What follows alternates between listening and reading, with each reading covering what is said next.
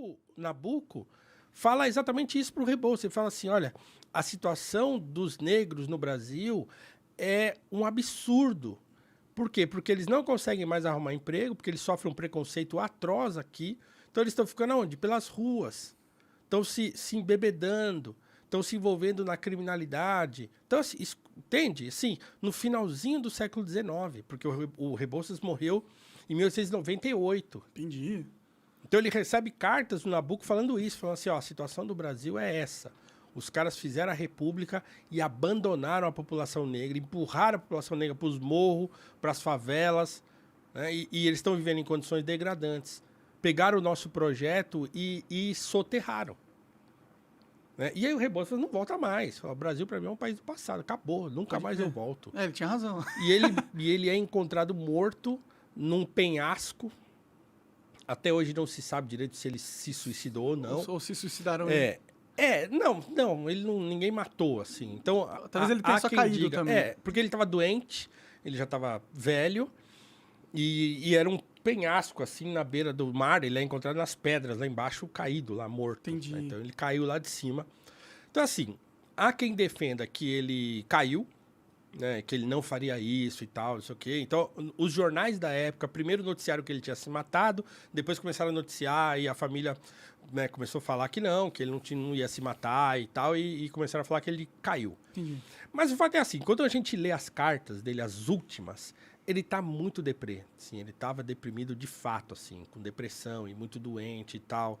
E, então, assim, não é difícil pensar de fato que ele tenha se jogado. Então, quer dizer, imagina, cara. Você já estava um mártir velho, brasileiro. já não conseguia mais andar direito, sei lá. Não era nesse estado. Ele estava doente e tal, Entendi. e assim, mas... mas o que mais me faz pensar é que, assim, é um mártir brasileiro, né, e um mártir da liberdade. Entende? Então, a obra do Rebouças é uma obra a favor da liberdade. O projeto dele do pós-abolição é um projeto liberal. Ele é, inclusive, rejeitado pelos movimentos negros hoje por isso. Sério? Ninguém fala nele. Você até encontra coisa acadêmica ou livros escritos, mas assim, dentro do movimento, dos movimentos negros e tal, ele é escanteado, assim, por quê? Porque ele não cabe dentro de um certo padrão de narrativa que hoje o movimento sustenta. Então, ele não serve, né? Então, para você encarar o Rebouças, você tem que encarar o liberalismo dele, que era o liberalismo letrado. Então, por exemplo, o projeto do pós-abolição dele tem citação do Adam Smith, tem citação do Frederic Bastiat, tem citação dos autores liberais da época, que ele leu, que ele conhecia. Né? Então, ele acreditava no liberalismo enquanto solução, né? No capitalismo como solução para o problema da desigualdade no Brasil.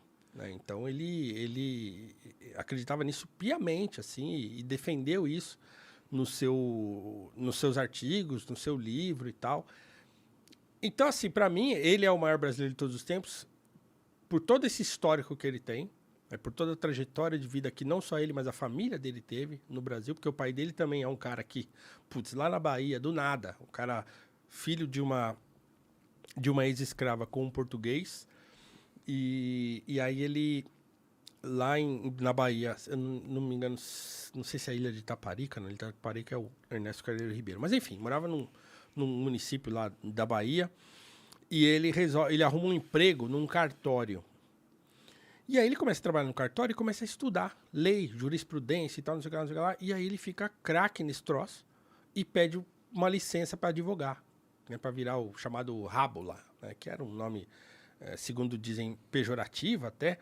É um advogado licenciado, né? Por que pejorativo? Eu não lembro por que rabo era pejorativo, mas o sujeito... Não tinha nada a ver com preconceito racial. Não. É só então, qualquer um que... é um preconceito social. Exatamente. Né? Qualquer um que era advogado sem diploma era chamado de rabo. Entendi.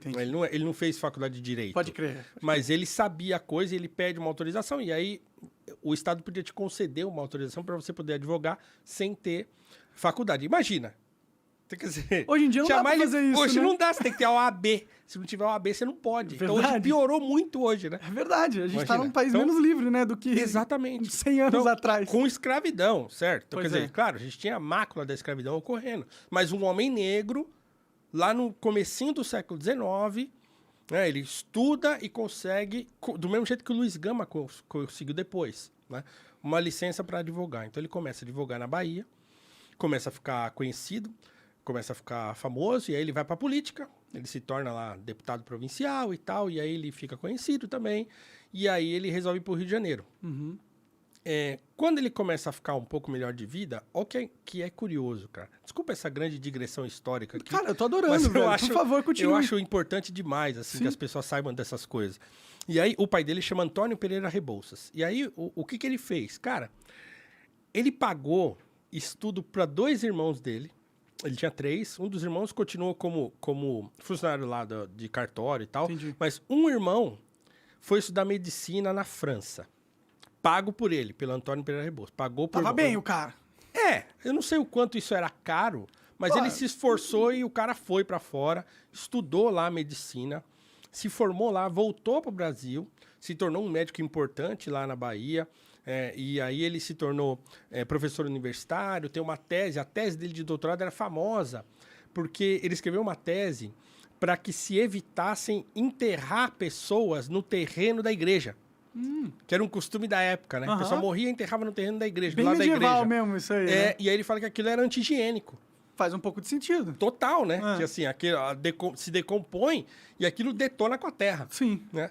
Então, a tese dele é muito famosa por isso, por ele defender a extinção desse tipo de enterro no terreno da igreja. Bom, o outro irmão vai para a Europa também para estudar música. E ele vai para lá, bancado pelo irmão também. Estuda contraponto, estuda regência, não sei o quê, volta para o Brasil e se torna maestro aqui no Brasil, um maestro famoso no Brasil. Não lembro se é Manuel Maurício Rebouças, um negócio assim. E o outro é José Rebouças, uma parada assim. Então os dois voltam e se tornam pessoas importantes no Brasil, um como maestro e outro como médico. E aí o Antônio vai para o Rio de Janeiro. Vai para o Rio de Janeiro e é lá que nasce o André e o Antônio, que é os 2 irmãos. E vão estudar. É curioso que o Dom Pedro II, quando eles vão embora no navio, lá no golpe da República... Vão embora para nunca mais voltar. Para nunca mais voltar. O Rebouças registra isso no diário, que numa conversa entre eles, lá dentro do barco, do navio que eles iam embora, o Dom Pedro II lembra de... porque o Dom Pedro II, ele visitava escolas. Porque ele falava que se ele não fosse imperador, ele queria ser professor, ele adorava educação. E ele ia nas escolas para fazer chamada oral com os alunos. Ele aparecia nas escolas do nada para ver como é que estava indo a educação e tal. E aí ficava inquirindo os alunos lá e tal. E aí ele lembrou que ele inquiriu o Rebouças numa das escolas que o Rebouças estudou quando era criança. Caralho. Olha que coisa louca. Tipo destino, né? Os caras estavam conectados de alguma forma. O Rebouças falou assim, olha, o imperador lembrou de um dia lá no Colégio Kopke, quando ele me fez algumas perguntas sobre álgebra, um troço assim, aritmética, sei lá o quê, que ele fez uma chamada oral com o menino André Rebouças na escola. Então, os dois terminaram a vida assim, né? Amigos. Poético isso aí. É poético, E assim, o Joaquim Nabuco, para entender a estatura do André Rebouças e desse cara que eu tô falando aqui, o melhor testemunho que existe está no livro Minha Formação, do Joaquim Nabuco. Joaquim Nabuco tem uma autobiografia que é fabulosa, que todo brasileiro tem que ler esse troço. Tem de graça na internet para ler. Da hora. Então, o Minha Formação, tem que ler. Então, o Nabuco separa umas 3 páginas para falar do Rebouças. Assim, eu começo a lembrar, já dá vontade de chorar do negócio. E toda vez que eu leio aquilo, eu choro. Porque a descrição que ele faz, ele começa falando assim, olha, a pessoa com quem eu mais tive contato e a pessoa que eu mais convivi no período da abolição foi o André Rebouças. E aí ele começa. Blá. Então, assim, ele vai dizer o seguinte, que o Rebouças foi a mente por trás de todo o projeto abolicionista. E que nada do que aconteceu teria acontecido se não fosse ele. Ele falou assim, ó, ele não tinha a verve que o patrocínio tinha para o público. O que é verve? Aquela coisa de falar, aquele ímpeto. Entendi. De falar em público e não de era discursar. Não era. Ele era um cara introvertido, mas ele fala assim que todo mundo, ele fala desse jeito, fala, todos nós olhávamos para ele. E tudo que aconteceu na abolição só aconteceu por causa dele. Ele era o motor da coisa. Sem aparecer... ele foi o cara que arquitetou tudo. Ele escreveu o Manifesto Abolicionista, ele pagou a alforria aos montes, né, do próprio bolso. Então ele gastou toda a grana que ele tinha, e não tinha muito, na causa.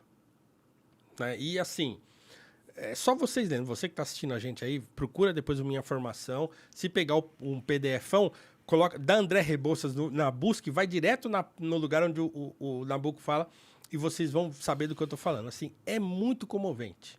Muito. E ele é todo poético, assim, falando do Rebouças, que ele morreu, assim, né, de um jeito trágico, né? Como que ele morreu? Caído no penhasco. É verdade. Desculpa, a minha maconha faz o estrago na mente do homem. Você acaba de assistir um corte do Monarch Talks. Agradeço demais, mas se você quiser ver o vídeo na íntegra e acompanhar ao vivo todas as transmissões, você tem que ir lá no rumble.com/monarch para não perder nada. Segue a gente lá.